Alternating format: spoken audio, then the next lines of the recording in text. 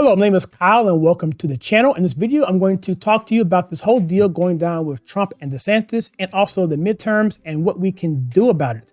This video is not going to be me shilling for Trump or telling you how to vote. I don't care. I think that's important that we decide for ourselves, but I want to at least give some perspective from my experience, which is about a 30 years experience. And I don't have time to give you all of the things I've done. Maybe I'll put it on the screen right here of the things I've done. It's from my Facebook public page, and it's pretty easily accessible if you want to see.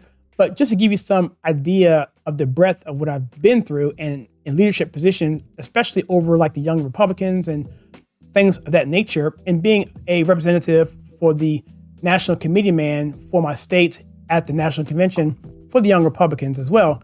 There's a lot of infighting in the conservative movement, a ton.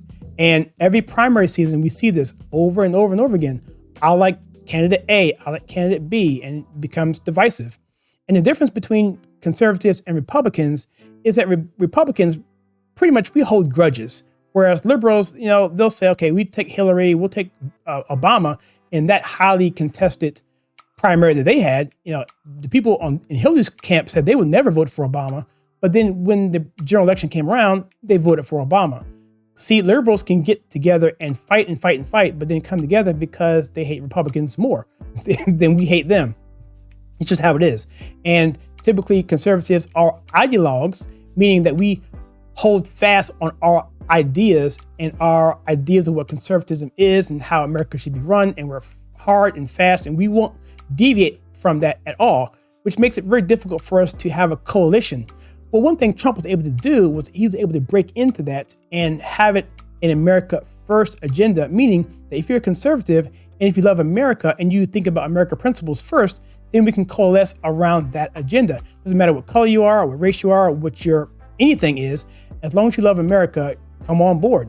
And that is what the founding fathers were getting at. John Jay, you had Franklin, Adams, Hamilton, Washington. These guys fought immensely, debated immensely, and they ended up coming together under the umbrella of creating a republic where people have rights given from God that can be taken from them. And we have autonomous states that can do what the state says, albeit we have to be underneath a federal government because there's other things that have to be protected. There was a big debate there as well. But for the most part, the states had their individual liberties and rights, but we coalesce under one banner of America, America first. That's how it's always been. You can always have debates and you can have really good discussions about policy issues. And I don't like this, I don't like that. But I think it's important going forward. Don't be disagreeable with each other. Of course, you'll say, well, Trump does it.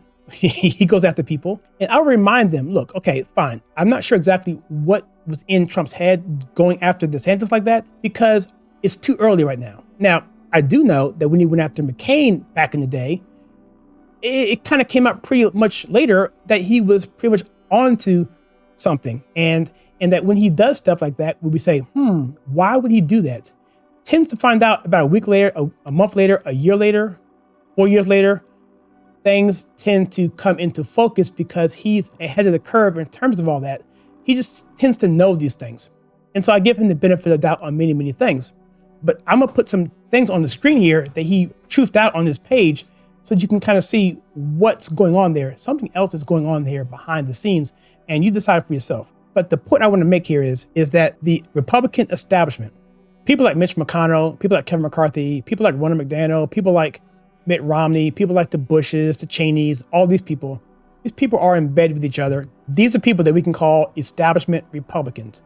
And just go way back to the Calvin Coolidge days, where basically it was a country club and Republicans came together, they looked internally, and they kept things together. Now Republicans are in bed now with Democrat Party. Anyone who's actually in tune with open borders, people who are in tune with taking our rights and giving them up to a national audience, not keeping it here in America. That's what's at stake here. And when Trump was able to breach that barrier, he called it the swamp or the uniparty.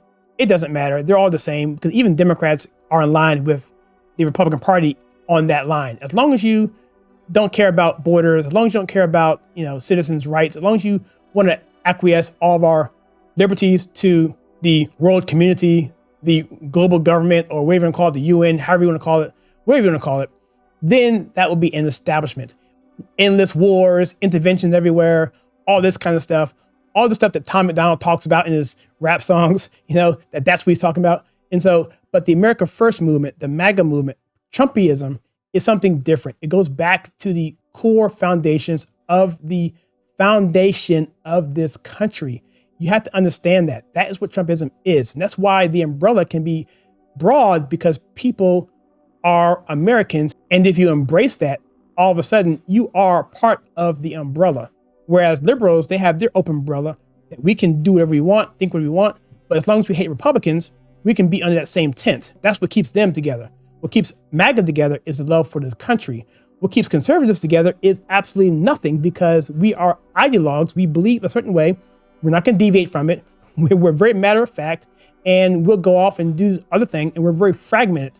But one thing Trump was able to do was he was able to get people who were disenfranchised from Democrats, bring them in, bring people who were disenfranchised from the Black community, Hispanic community, people who were just left aside, bring them in, raise the tent up because we all love America, and then bring in some conservatives as well. Not a lot, because a lot of those people went over to the Never Trump area and they became whatever. And now they're called what we call the Lincoln Project. And these are the same people who are promoting Ron DeSantis. Why are they promoting Ron DeSantis, who, from my standpoint, has America First principles? At least he has Florida First principles, which applied to America would be fantastic, which is why a lot of people think that he would be a great president. Again, I'm not saying that he wouldn't be. He probably would be. But what I'm trying to say is that when you had the Lincoln Project promoting a Ron DeSantis in a primary against President Trump, what is the deal here? The deal simply is this, is that they know that they can split the ticket, split the Trump coalition by taking Ron DeSantis and Trump, because really Trumpism is in two things here. MAGA is really in two kind of areas here, or I'd say America First. That would be people who are Trump or MAGA. That would be people, I'd say about 70% of people in that area. Then the other 30% would be people like Ron DeSantis, people who would be the same thing, but they don't like Trump because, orange man bad. They don't like his presentation style, whatever. Okay, whatever. If that's your thing, that's fine. You vote the way you want to vote. But the reason they do that is because if you split that in half or even a third, what's going to happen is you're going to have a situation where whoever is the nominee for the Republican ticket is going to have a hard time picking up the other side's votes, because like I said, the MAGA coalition would be effectively cut to a third and to 2/3. The 2/3 would be Trump and the other third would be whoever else would be. I'd assume it'd be DeSantis. And that candidate would pretty much probably have a hard time winning, because they're going to have to recoup the other part that they don't have and pick up independents as well. And the arguments on either side of who could do that, but I would say it'd be much tougher for DeSantis to do it versus a Trump doing it. Because at the end of the day, I'm sure in 2 years, the country's going to be even more screwed up than it is now, and people will probably be fed up and they'll go with anybody. So to that end, that's the goal of the Democrats. That's the goal of the GOP establishment. To number one, remove Trump out of the way, and to make sure that the MAGA movement, the America First movement, the nationalist populist agenda, away from the globalist agenda of open borders and all that stuff, destroy that. And then while you're at it, destroy whoever is the other candidate who they were pumping it first. In this case would be DeSantis. Destroy that person as well. So the question then becomes, what do we do about it right now? First thing I would say is pretty much don't lose friendships over this. Understand that we're in primary season, meaning you have Republicans going against other Republicans. Remember how it was in 2015, how everybody was attacking everybody? You had the Ben Carson people, you had the Ted Cruz people, the Trump folks. You had everybody going after just about everybody. And it became very divisive, and many friendships were lost over that. And so what's going to happen is that's just what it is. And as a leader of a political party or a political organization like I was, the position you have to take as a leader is not to do anything in terms of picking side in a primary. Of course, if you look at this channel, you see that we're a MAGA channel. Obviously, we are definitely a pro-Trump channel.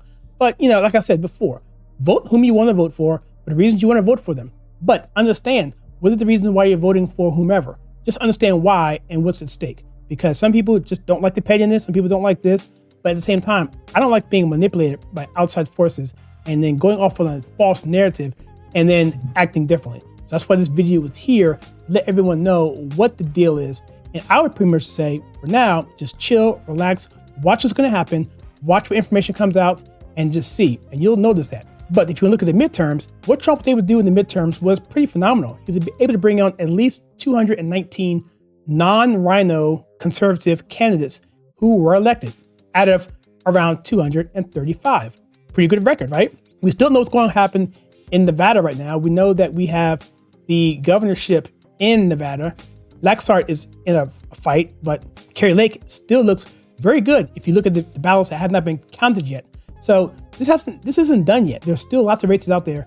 And to blame anything on Trump is ridiculous, especially when you consider how Mitch McConnell and the GOP establishment didn't lift a finger. If they had put, let's say, $4 million into combined Nevada and Arizona, it would not have been nearly as close as what we are seeing now. And this is coming from an expert on the ground in Arizona, which you can see on the Charlie Kirk podcast. I'll leave a link to that below. And also understand that this country is becoming way more liberal for our younger people. They're acting like Marxists and they're voting accordingly. So what's going on there? There's another underlying sentiment there.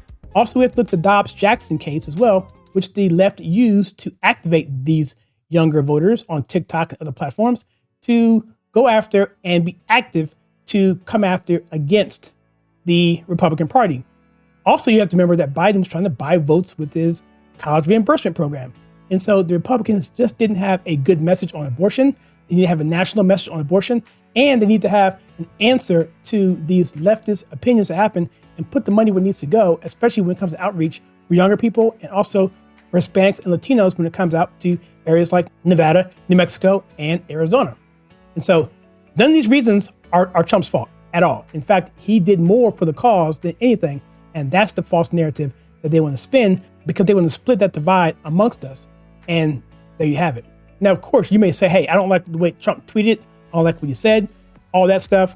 Well, again, I say there's more to that than meets the eye. I just say give it time and sit back and watch what happens because DeSantis is a big boy. He can take care of himself. And so I understand the sentiment there, but at the same time, just all sit back and relax. Remember, this is Trump after all. And so give me your thoughts on that. I'd be curious to know what you think. And check out this video right here where I respond to a Charlie Kirk video where he talks about how we can save America.